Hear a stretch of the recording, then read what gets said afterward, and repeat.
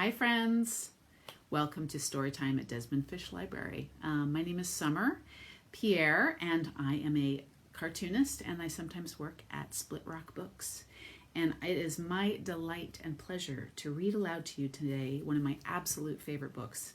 It's called The Little Fur Family by Margaret Wise-Brown with art by Garth Williams. And some people might recognize Margaret Wise-Brown from another book called Goodnight Moon or The Runaway Bunny and many other books. She wrote literally hundreds of kids' books. And Garth Williams is also a very well-known illustrator, one of my absolute favorites.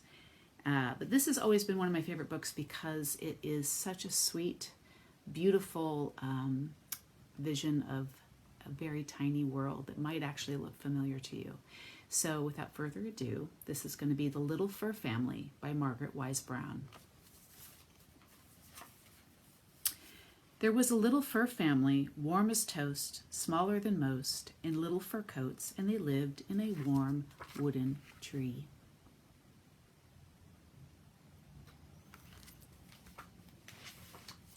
The little fur father said good morning one day, and put on his hat and went away out into his little fur world. These little white boots.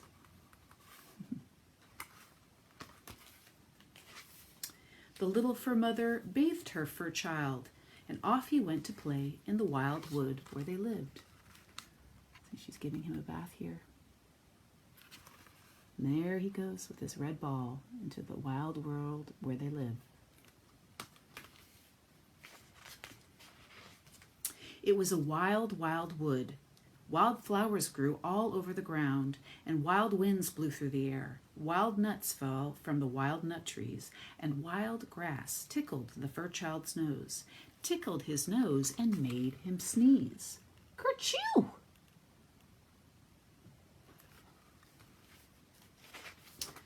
Kerchoo! That sneeze woke up his grandpa, who lived in a hollow stump. And Grandpa came walking, thump, thump, thump, and walked out of his hollow stump and said, "Bless you, my little fur grandson. Every time you sneeze." Kerchoo! "Bless you," said the little fur child. "Thank you," said his grandpa. Then old Grandpa went thump, thump, thump, and walked back into his hollow stump.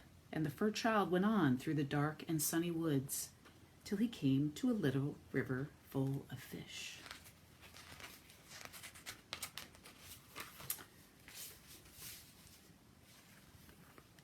The fish didn't have any fur, and they didn't have any feet, and they swam around under the river.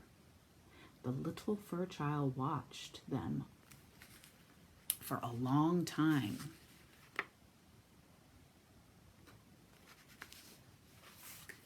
Then he reached in the river and pulled out a fish and looked at it, and then kerplunk, he threw it back in the river. He reached into the air and he caught a flying bug and he held it in his hand and he looked at it. The bug didn't have any fur. It was shiny and had little wings. Then spit, he threw it back in the air. Does that look familiar to you? Looks like a ladybug to me.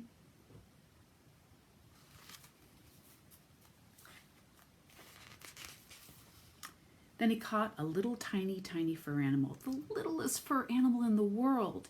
It had warm, silky fur and even a little fur nose. So he kissed it right on its little fur nose and put it gently back in the grass. And the little tiny fur animal ran down a hole into the ground. Look at how tiny that fur animal is. He's so little.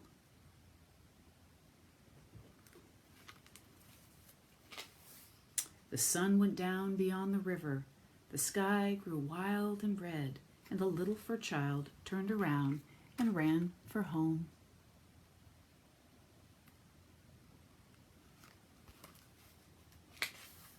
And just as the darkness got very dark, he bumped into his big fur mother, and she took her little fur child home in her arms and gave him supper. Doesn't that look good? What do you think he's eating for dinner? I think he's having some warm soup.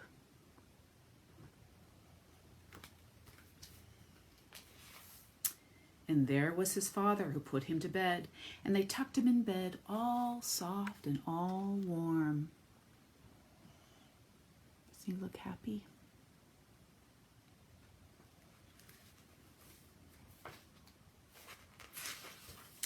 And they held his paw and they sang him a song. Sleep, sleep, our little fur child, out of the windiness, out of the wild. Sleep warm in your fur all night long, in your little fur family. This is a song. And he went fast asleep, didn't he?